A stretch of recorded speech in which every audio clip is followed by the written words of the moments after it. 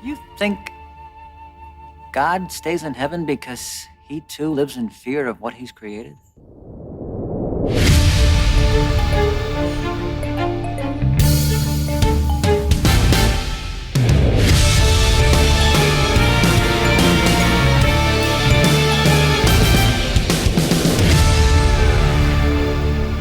Hello and welcome to this bonus episode of Kill James Bond. I am Alice Caldwell-Kelly, joining me, Devon, Abigail Thorne, and we are joined by very special guest, Tom Walker. Tom, how's it going?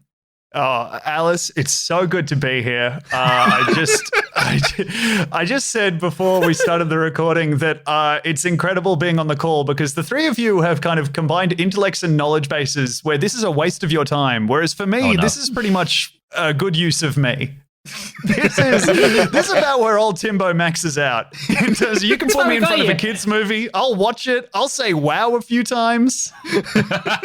Just lights and sounds for old Timbo. That's right. Our podcast microphones are deploying very slickly in a CGI way out of tiny suitcases. It does not look good.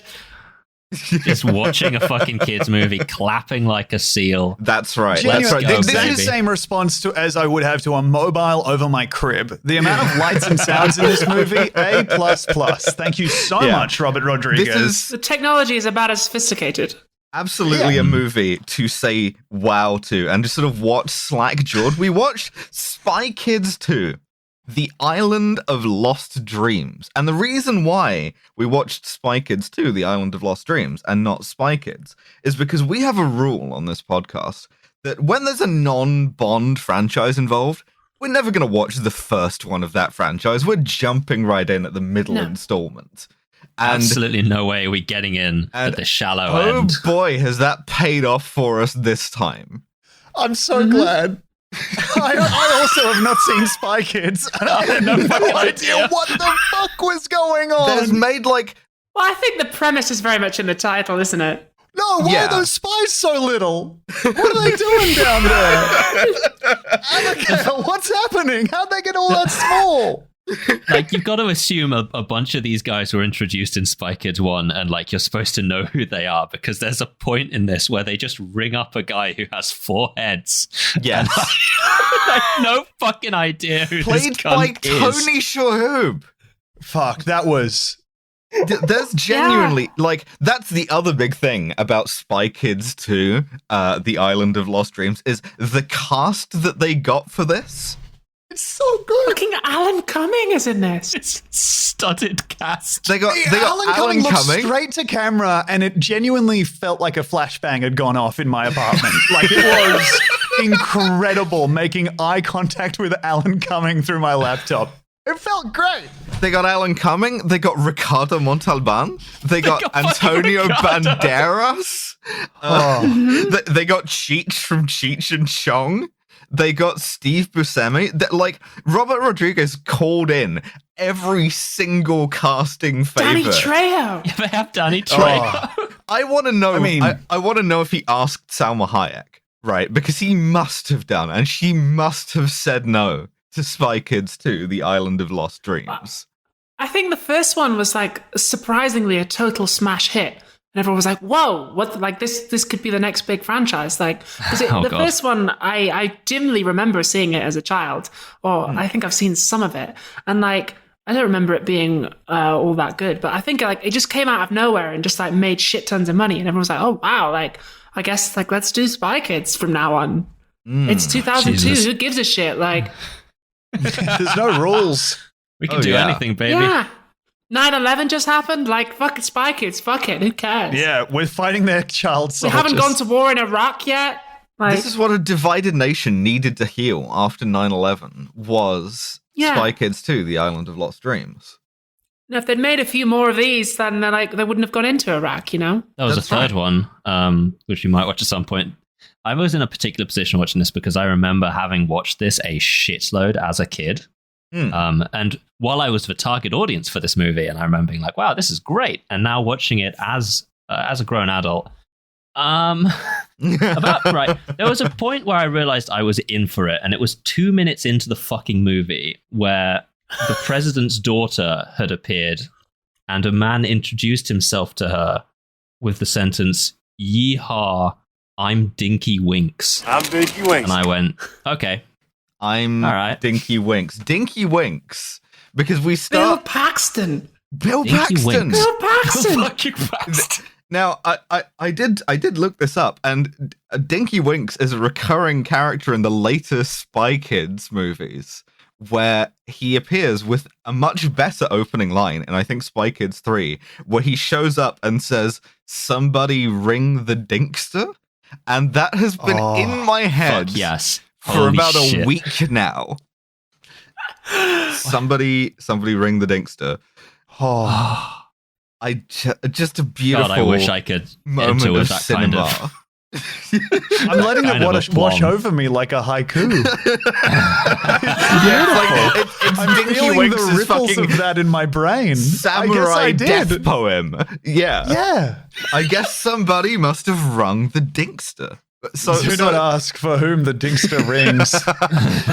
So we begin at a theme park in Texas. I think it's like Six Flags Over Texas, where somebody has rung the Dinkster. And Bill right. Paxton, the Dinkster, Dinky Winks, operates this theme park, which the president's daughter is visiting. And I just sort of put this together, right, with this sort of like Texas president. I had just had a bunch of my blood taken out before I started watching this. She's surrounded by Secret Service agents. And so I just put this together and I was just like, oh, it's the theme park version of JFK. Dinky Winks leads like a cabal of Texas oil men. Just sort of like leaning out of the 6th floor window of the Texas Book Depository with somebody ring the Dinkster. You'd hate for that to be the last thing you hear. Just instantly. JFK rung the Dinkster, yes. He did, and he answered that call. I don't know what was in the blood that they took out, but you might want to look into having it put back in. No. Yeah, it's the stuff that I need to make me normal. There were important enzymes. All the movie understanding. Yeah, there's something really weird about the way this movie looks, right? And it's partly like 2002 effects, but also just the way it's shot. And so like the lighting and stuff for Texas is fully like, it looks like the Zapruder film to me. I don't know. Maybe like all of my movie understanding enzymes are gone. But I was unable to shake this thought of somebody ringing the Dinkster right into JFK's fucking cranium. Truly JFK got rung by the Dinkster. The reason why it looks so dog shit is because all of it was filmed on digital. And maybe they just hadn't figured out how to make that look good, but like 90% of this movie looks like it was green screened in even when they were fully on location. Yeah, it looks a bit like one of those sort of like 90s full motion video games. I was absolutely going to say, yes, it looks like the trailer for a video game that isn't actually gameplay. Yeah. And it has this sort of weird air of unreality about it. But yeah, it's like weirdly slick. I couldn't tell whether it's because the effects were dated, which they are, or whether it was just because this is a different kind of CGI than you might see in because a lot of like Marvel films, like it all looks kind of the same. It's very like slick. Whereas this, like, I couldn't tell, but maybe this is like a different studio doing it and it's a different style. But yeah, the special effects are like weirdly nauseating is the word.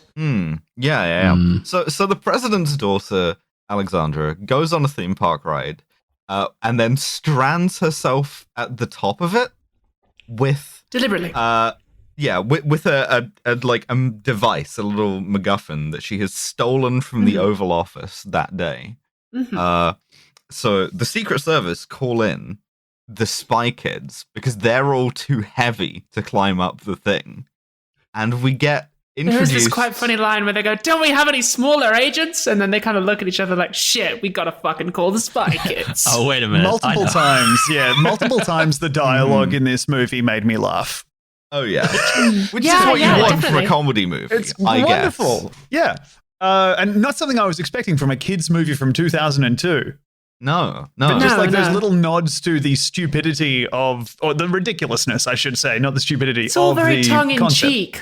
Yes. Yeah. And also, I feel like some of that extends to the CGI, where it feels like what they're looking for is not realism, because, hey, that's not possible. No. But there's some nods later on to like the old style of stop motion, and it feels like what they're trying to capture with a lot of it is like a kind of an action figure feel.